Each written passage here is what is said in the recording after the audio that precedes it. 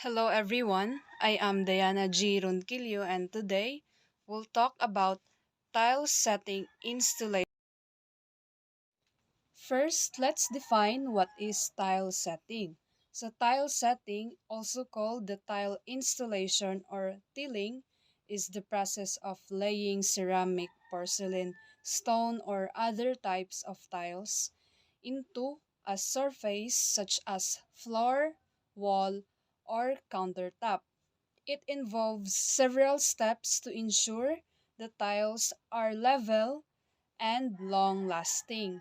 So now let's move on to the guidelines. So first, upon completely covering the whole area with tiles, clean the tiled surface roughly and carefully by removing excess mortar using a sponge moistened with clean water.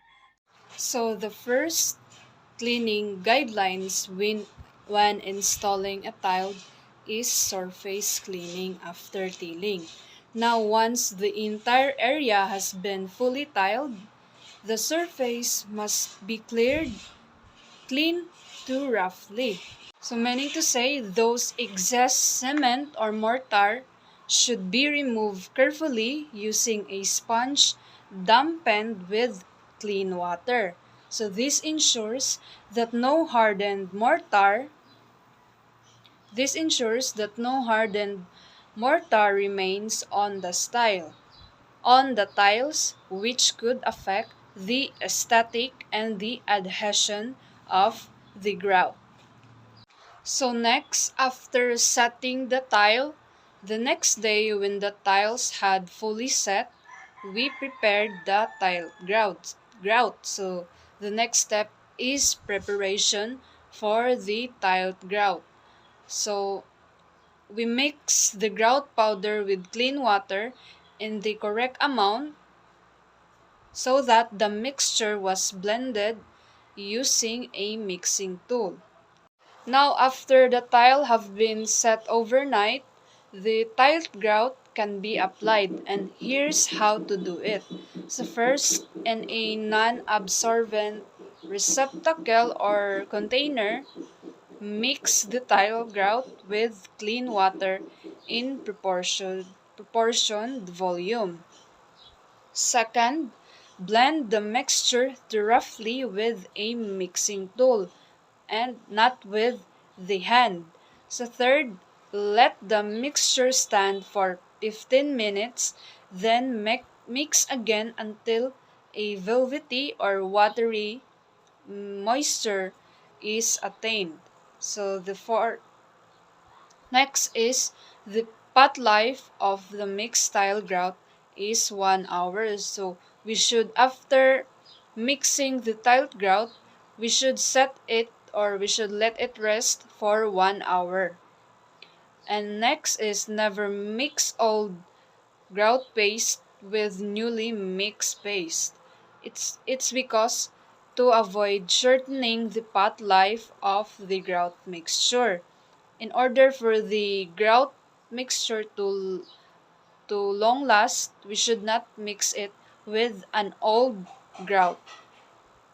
Next is do not mix various colors of grout powder to attain different shades. So of course, and the next is after you finish preparing the tiled grout or the grout mixture, next step is preparing the tile joints and applying grout. So before applying the grout, dampen the tiles joints slightly using a sponge. So we must tap the tiles using a sponge to ensure no standing water remains on the tile. So the steps are spread the tile grout paste diagonally across the tile joints with the use of a rubber float or towel. So next step is after you spread the tile grout evenly or diagonally, apply the paste with enough pressure to fill the joints tile evenly. But there's an important reminder when applying grout mixture on the tile. So the reminder is that we must ensure that the pressure we put is sufficient. So we must apply grout. We must apply the proper amount of grout to ensure joints are filled evenly, even if we're improvising tools such as a straight cut rubber sandal or the rubber float or towel. So now if you are someone who plans to have your house getting tiled or tiles, an important reminder should be applied about the grout coverage. So the grout coverage should depend on the size and the installations of the tiles. So we must put that in our minds that when installing a tiles, there should be a grout coverage or the limitations, the cleaning residual paste. So this is all about after you set the tiles, after you apply the mixture grout or the grout powder, is after 5 minutes, the residual paste on the tile will begin to create a foggy tile surface. So in order for that to be cleaned, for your tiles to look static and clean, we should use a wet sponge to apply the same diagonal strokes across the joints until the grout paste is flush with the tiles. So the tiles joints di ay nga mean ani is kato bitawng linya sa each side sa tiles. So mao to siya. And after that, we should wash the sponge and wring it out, or like squish it out to remove as much water as possible, for we will likely use the same sponge to clean the tile joints.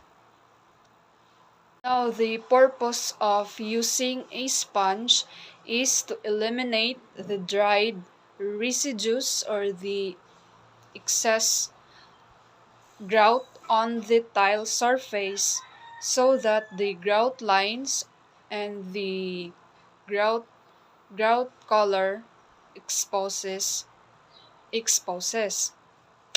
So after you finish applying grout mixture on the tile joints, here comes the tool maintenance. So all tools and equipments must be washed immediately after use. Now after you finish setting the tile, mixing the grout powder, and applying the grout mixture to the tile joint, the next step is the final inspection. So after you successfully do all those procedures, the final is inspection. So make sure. Now it's important to inspect the entire tiled area, for this allows us to know if there's any problem, or if the grout powder, the tile setting was not in a right place. To do the checking is we check the tiled area by pouring water and observing how it flowed. Once we confirmed that everything was finished and the tile is in good conditions, so by this we would not need to reinstall them. Now those are all the tile cleanliness installation guideline steps. So that's all for my report, and thank you for watching.